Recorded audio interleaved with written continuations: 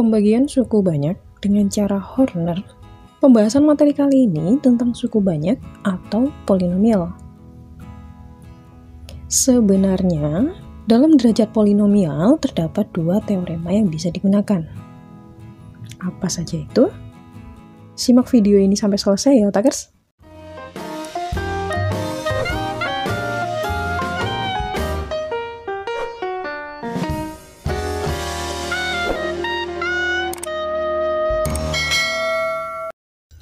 Hai otakers, bertemu lagi di pojok materi. Kali ini kita akan membahas materi tentang pembagian suku banyak dengan cara Horner.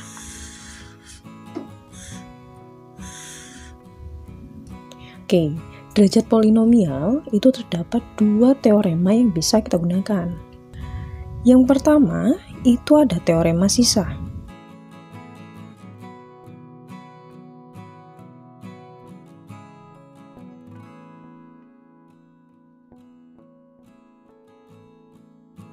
Dan yang kedua, ada teorema faktor.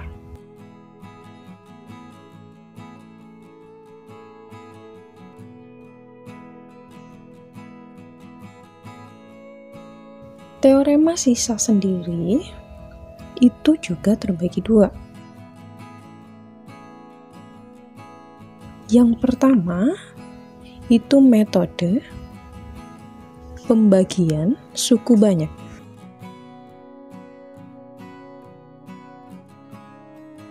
Dan yang kedua adalah metode atau cara Horner. Nah, kali ini kita hanya akan membahas bagaimana cara pembagian suku banyak dengan metode Horner. Terkait dengan teorema sisa, terdapat 3 ketentuan yang nanti perlu otakers ingat. Itu yang pertama, jika suatu suku banyak atau fx itu dibagi oleh x min k, maka sisanya adalah fk. Yang kedua, jika pembagi berderajat n, derajat itu pangkat, maka sisanya berderajat n min 1. Dan yang ketiga, jika suku banyak berderajat m dan pembaginya itu berderajat n, maka hasil baginya itu berderajat m dikurangi n. Nah, cara Horner ini digunakan untuk pembagi berderajat 1 atau pembagi yang dapat difaktorkan.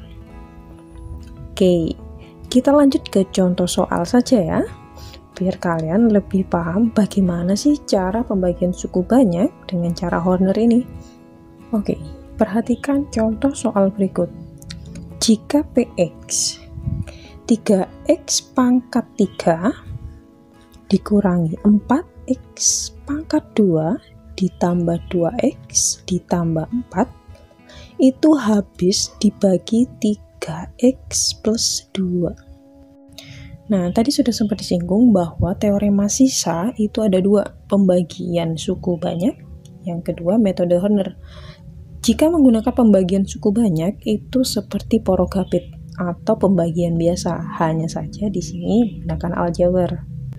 Lalu gimana caranya pakai metode Horner? Oke, simak langkah-langkahnya ini ya. Oke, langkah pertama, tulis koefisiennya saja. Di sini catatannya harus runtut dari koefisien dengan pangkat tertinggi x pangkat n, kemudian x pangkat n-1 hingga konstanta. Nah, perhatikan, koefisien di sini adalah 3, negatif 4, 2, 4. Kita tuliskan di sini. 3, negatif 4, 2, 4. Notnya, jika ada variabel yang tidak ada, maka koefisiennya ditulis 0. Bagaimana itu? Oke, misalkan di sini saya ambil contoh. Contohnya 4x pangkat 3 dikurangi 1. Nah, di sini pangkat 3 itu langsung ke konstanta. X pangkat 2 nggak ada, X pangkat 1 juga nggak ada. Maka koefisiennya bisa ditulis di sini 4x pangkat 3 ditambah 0 min 1. 4 0 0 1. Ini dimaksudkan untuk mengisi X pangkat 2, ini dimaksudkan untuk mengisi X pangkat 1. Dan 1 sendiri itu adalah konstanta. Oke, sudah ya. Setelah langkah 1, langkah kedua itu mencari nilai X pada pembaginya. Oke, mencari nilai X pada pembagi. Di sini habis terbagi 3X plus 2. Ini langkah pertama ya. Langkah kedua, 3x plus 2 itu sama dengan 0. Kemudian kita tulis 3x ditambah 2. Di sini kita kurangi 2. 0 juga kurangi 2. Hingga 3x saja. Di sini karena plus 2 min 2 sama dengan 0. Kemudian di sini negatif 2. Lalu dibagi 3. Di sini juga dibagi 3. Hingga x sama dengan negatif 2/3. Oke, kita udah punya nilai x-nya min 2/3. Nah, lalu yang ketiga baru kita sudah mulai mengerjakan. Kita tulis bagaimana cara penulisannya. 3 negatif 4 2 4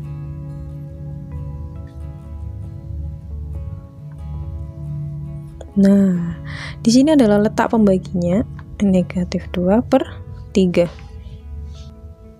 Oke, pertama koefisien yang pertama itu turun 3.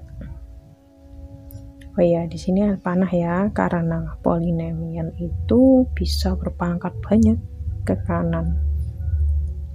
Oke. Kemudian 3 itu dikali dengan pembaginya. Kemudian letakkan di bawah koefisien yang kedua. Misal 3 dikali dengan negatif 2/3 sama dengan, kita coret negatif 2. Maka negatif 2 kita tuliskan di sini. Tandanya apa nih? Plus. Oke, kita turunkan. Negatif 4 ditambah negatif 2 hasilnya negatif 6. Lanjut dengan cara yang sama. Negatif 6 dikali dengan pembaginya negatif 2/3 sama dengan 2 adalah 4.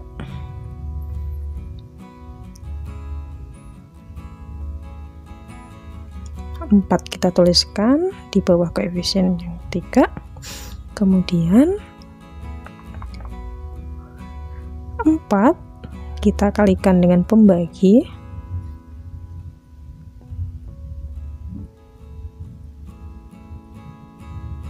Sorry. 2 ditambah 4 itu sama dengan 6 dikali dengan pembaginya negatif 2/3, maka didapatkan 2 dikali negatif 2 sama dengan negatif 4. Oke, negatif 4 kita tuliskan di sini. 4 dikurangi 4 hasilnya 0. Maka di sini benar bahwa 3x pangkat 3 min 4x kuadrat plus 2x plus 4 itu habis dibagi 3x plus 2. Karena di sini sisanya itu sama dengan 0. Oke, kita dapatkan sisa, anggap di sini adalah hx itu sama dengan 0. Kemudian kita ubah di sini hasil baginya adalah 3 negatif 6 sama 6. Kita coba bagi dengan 3. Maka didapatkan koefisien 1 negatif 2 sama 2. Lalu kita jadikan bentuk persamaan X. Nah, ingat tadi dengan syarat yang ketiga, jika suku banyak berderajat M dan pembaginya N, maka hasil baginya berderajat M dikurangi N. Nah, di sini suku banyak berderajat M, derajatnya 3. Kemudian pembaginya itu berderajat N, berderajat 1, maka hasil pengurangannya itu adalah 3 dikurangi 1, maka pangkat tertinggi dari X itu nanti adalah X pangkat 2. Ini 1, kemudian min 2X dan konstanta plus 2. Nah, perhatikan di sini, ini letaknya 1, negatif 2 dan 2. Jika diubah menjadi bentuk aljabar menjadi seperti ini, X pangkat 2 min 2X dan plus 2. Kenapa X pangkat 2? Di sini terkait dengan poin yang ketiga, bahwa suku banyak M dikurangi dengan pangkat dari pembaginya itu, maka hasil baginya akan berderajat M dikurangi N, yaitu 2. Oke, otakers. Coba soal berikut ini nih, dengan menggunakan metode Horner, tentukan hasil bagi dan sisa pada suku banyak fx 2x pangkat 3 ditambah 7x kuadrat min 8x plus 10 dengan 2x min 1.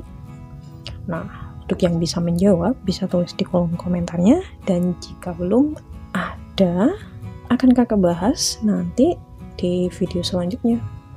Oke, sekian dulu pojok materi kali ini. Terima kasih buat kalian yang selalu setia dengan channel Tati Otak, dan menikmati seluruh video yang kami unggah.